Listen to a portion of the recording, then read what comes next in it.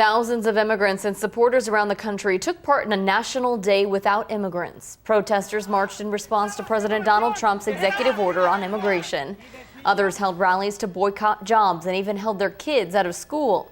The protests are aimed at showing President Trump and America the importance of immigrants and the effect they have on the country on a daily basis. Locally, the protest impacted several local businesses. Restaurants around the area were closed to mark the day. NBC5's Nikki Torres has community reaction.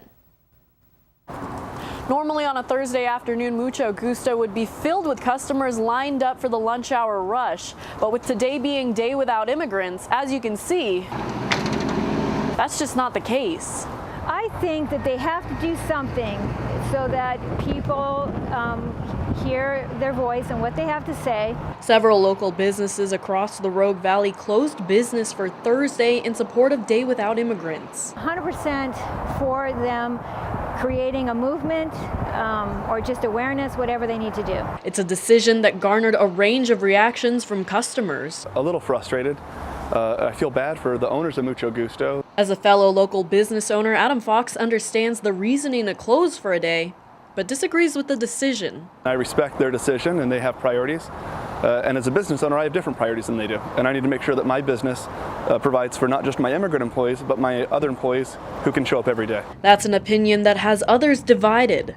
It's pretty laughable because I think that immigrants are working hard at difficult jobs. Jobs like farming, serving, and cooking. I do agree with it because I do think that America should know the pain and inconvenience that's going to be caused by not enough workers doing the kind of jobs that immigrants are willing to do in this country. Though that may not be a good enough reason for others. I feel like I'm going to walk across the street and go somewhere else where the employee showed up. For customer Holly Ganella, the decision just makes her support the company even more. I personally prefer to support any business that is supportive, generous, and kind to their employees. In Medford, Nikki Torres, NBC5 News.